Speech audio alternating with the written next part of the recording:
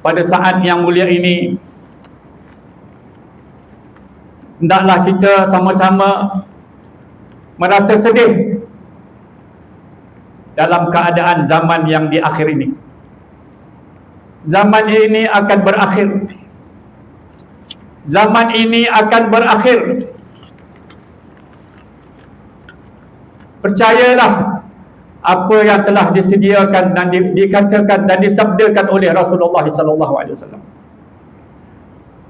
Dunia akhir ini akan berakhir.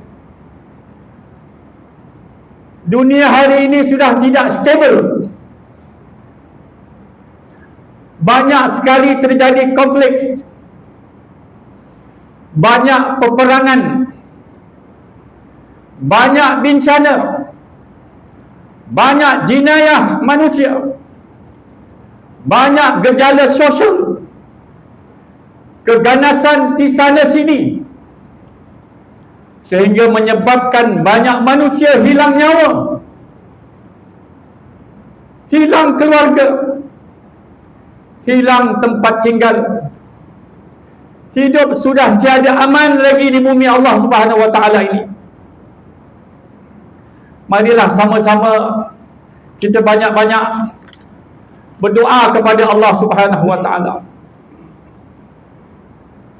Tidak semua umat Islam hari ini merasa gembira pada saat yang mulia ini, pada pagi hari raya yang mulia ini.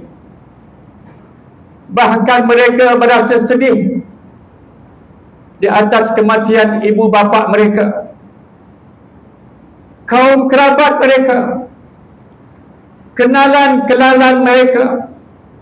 Lebih-lebih lagi keadaan dunia sekarang tidak aman dan tidak stabil. Let us go back to Allah. Let us go back to Allah to ask for His help. Allah is always ready and willing to help those who ask for help.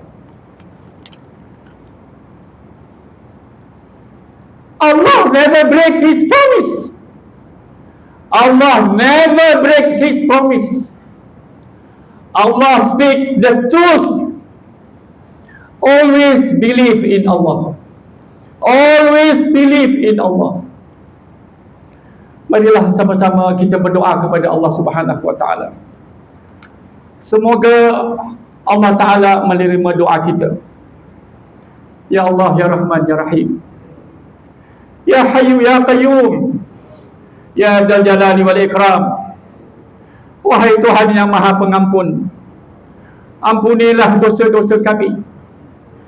Wahai Tuhan yang Maha Pemaaf, maafilah segala kesalahan dan kesilapan kami, dan sudahilah amalan ibadah kami dengan mendapat kebaikan dan kebajikan. Ya Allah, ya Sami' wa ya Basir, Ya man babuhu maftuhun lit-talibin, Ya man babuhu maftuhun lit-talibin, Ya man babuhu maftuhun lit-talibin, Ya man rahmatuhu qaribun minal muhsinin, Ya man rahmatuhu qaribun minal muhsinin. Ya Allah, berkatkanlah umur kami, berkatkanlah kehidupan kami dan anak-anak cucu kami. Kurniakanlah kami ya Allah kesehatan tubuh badan kami, agar kami dapat menyempurnakan amal ibadah dengan sebaik-baiknya kepadamu ya Allah. Ya Allah, di hari raya yang penuh dengan rahmat-Mu ini, curahilah rahmat-rahmat-Mu ke atas arwah-arwah muslimin, arwah-arwah muslimat. Allahumma ighfir lahum warhamhum, Allahumma ighfir lahum warhamhum, Allahumma ighfir lahum warhamhum wa'afi wa'fu anhum waj'al quburahum rawdatan min riyadil jannah.